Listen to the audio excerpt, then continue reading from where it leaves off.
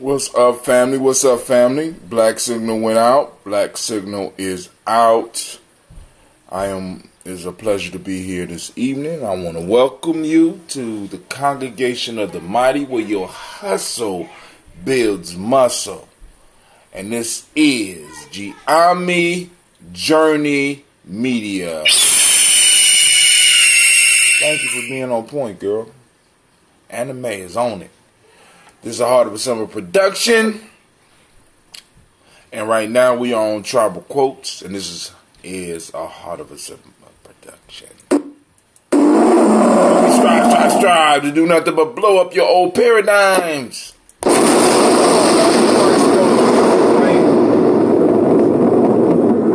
Alright, let's see what's going on. Make sure the chat is open. Make sure y'all here.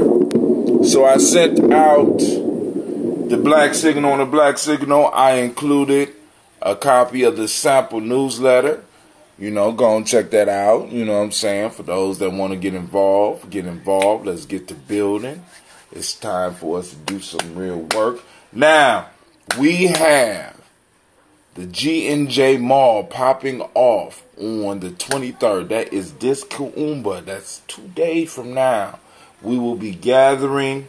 We will have vendors in the place. and we will open it up for the community. We want the community to come out. We need your support.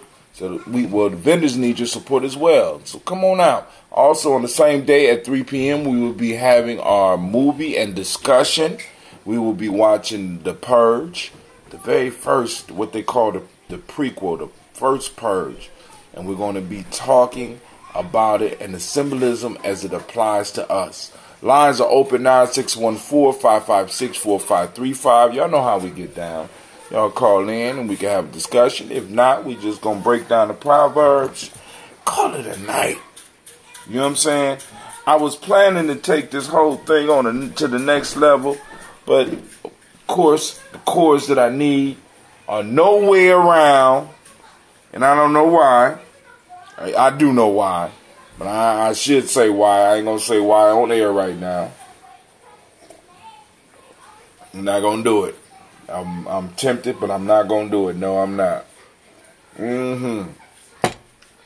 So we are up on our water today, and I kept up with my amount of water today, and everything's going good. So what we're going to do right now real quick is I am going to read, we got the Proverbs, but also I want to share some of the news that's popping up on the Gye-Nyame Journey timeline. Of course, I just mentioned the first Purge will be shown on Kaumba at 3 p.m.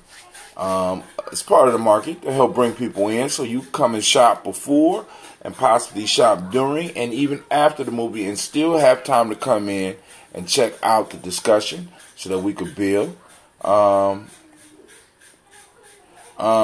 What doing more than 40 push-ups in 1 minute might do for your health.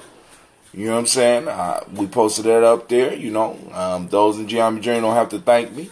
You know what I'm saying? You know, all you know, y'all know. You know what I'm saying? You get those ups, sit-ups, push-ups, you know what I'm saying?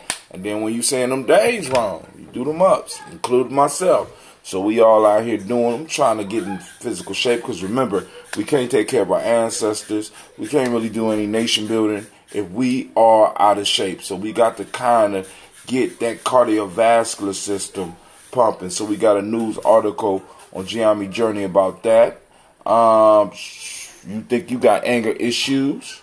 The power of Martin Luther King Jr.'s anger and how he dealt with some of his anger issues. Because I know, you know, some of us have to, hopefully some of y'all have to know that brother Martin had some anger.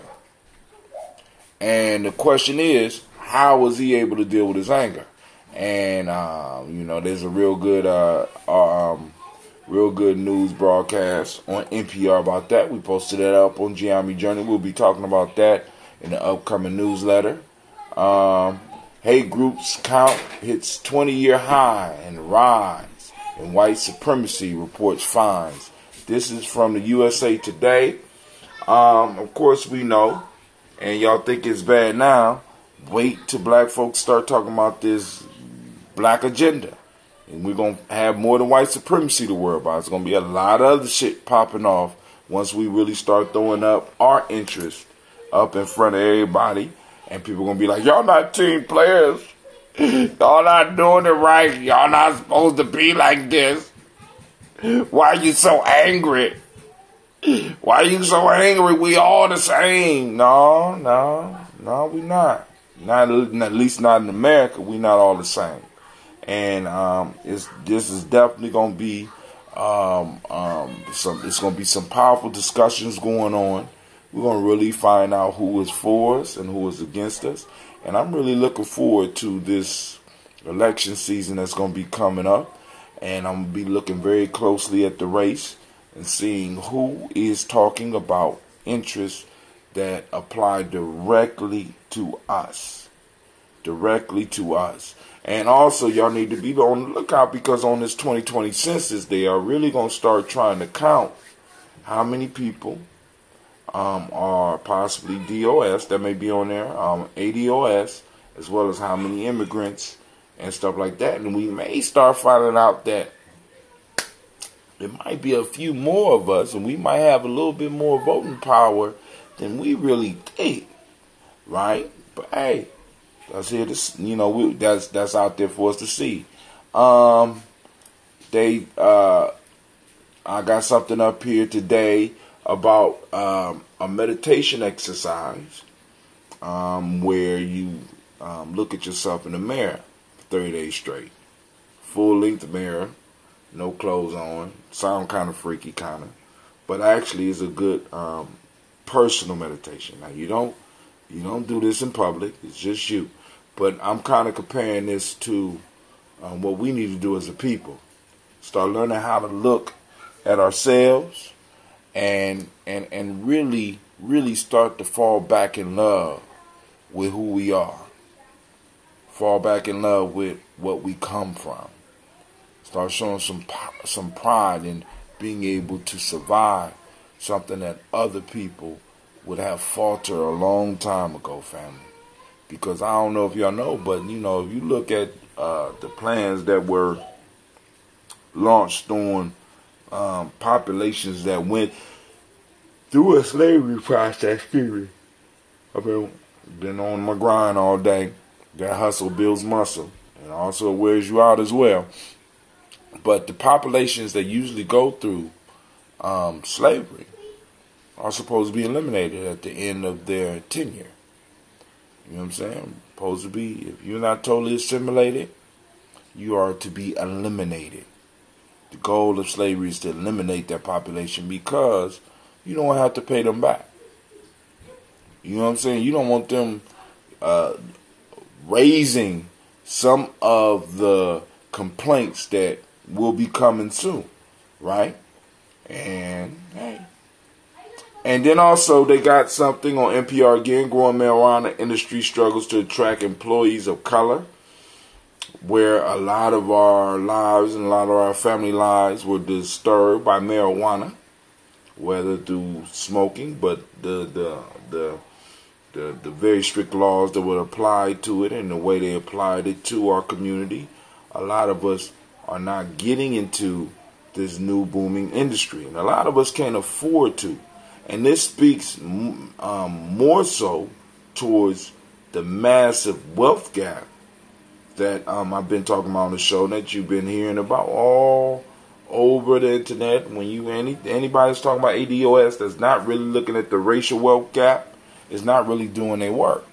You know what I'm saying? And one of the reasons we can't get into this booming industry, right?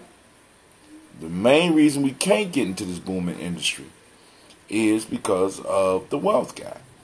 You know what I'm saying? So it's like, because if you look at some of the stuff that you had, you got to have a certain amount of money in the bank that you know what I'm saying, that's just there. And so how many of us actually have bank accounts where it's like tens of thousands of dollars just sitting, other than your retirement account? Tens of thousands of dollars just sitting around, and in some cases hundreds of thousands of dollars just sitting around. We can't get into business because the business wasn't designed for us to get into, and we have to understand it. So they talking about some programs or some assistance that may be out there for certain growers in certain states and cities. And hell, we need some of that in our city. You know what I'm saying? Some of that in our city. If it's going to become legal in Ohio, we need to make sure that it is a truly open and leveled out playing field so that we can get on it, right? Or if it's not going to be leveled out, then it needs to be leaning towards us. In some cities, they are requiring that black folks are able to get involved with this industry. Since we were disappropriate, since we were, the effect on us was unbalanced, and then we also have Chicago police blast Jesse Smollett phony attack, bogus police report causes real harm. I don't speak on a lot of that shit because it's like, yo, I'm just like, when I hear shit like, that didn't sound right. But I ain't want to be the first one to be like, that shit don't sound right. Because, you know, all the times when you're the first one out there, you know, you be getting all types of hate and shit. But I'm quiet. Maybe I might need to start talking up on some shit, because I've been jumped, and I've jumped a couple of motherfuckers, and some shit just don't, you know, usually when you run into a motherfucker, unless you know exactly where they're going to be, you don't have the proper equipment to jump a motherfucker. The whole point, usually what happens with jumping a motherfucker is usually spur of the moment. You understand what I'm saying? Unless you know exactly what this motherfucker is going to be. Just saying. All right, so this week, Folktale of the Week was The Hares and the Frog. I have it posted up on the timeline. Hopefully I'll be able to do a little bit of writing on the website. So tonight, yeah, but what about all the white people who cry wolf and blame one of us? I'm not necessarily even judging him. You know what I'm saying? But I'm just saying. You're right. What about him? You know what I'm saying? Because this brother came out, but then also you got to realize, was he saying it was because he was one of us, or because he was LGBTQ? Somebody help me. What is it? What the fuck is it now? I don't know. Was it because, you know what I'm saying? Because that's what he was claiming, and we need to be clear on that. He wasn't saying they jumped him because he was a black man. He was saying they jumped him because he was gay. That's what I picked up on. That whole piece. You know, they roll with that shit. So, you know, go and keep that. Keep it. You know what I'm saying? Because I'm like, yo, if that shit happened, you know, that black dudes, that happened. You know what I'm saying? Shit, you know. But he wasn't claiming us. That wasn't why they did it. Right? You know. He's making us look bad. I ain't gonna say, shit, he ain't making me look bad. He ain't making you look bad. He ain't, shit. I'm bringing him up because he's in the news. Too many acronyms for that. Yeah, that's what I'm saying. I can't keep up with it. To each his own. You know. So, hey. It is what it is. It is what it is. I'm not mad. I'm not disappointed. You know what I'm saying? Because like I said, he said what it was. They attacked him because he was gay, not because he was black. He just happened. He's a gay guy that just happened to be black. And, you know, they just happened to have all the equipment to whoop his ass properly. I don't understand, you know. And then especially not really being connected to him, not really being how the fuck do they know where you going? I'm just asking those questions, but probably wrong of me to ask that, you know. You know how people get. Oh, Brother Hatim, how you gonna ask all that? That's too much information, Brother Hatim. That don't matter. Okay. Whatever.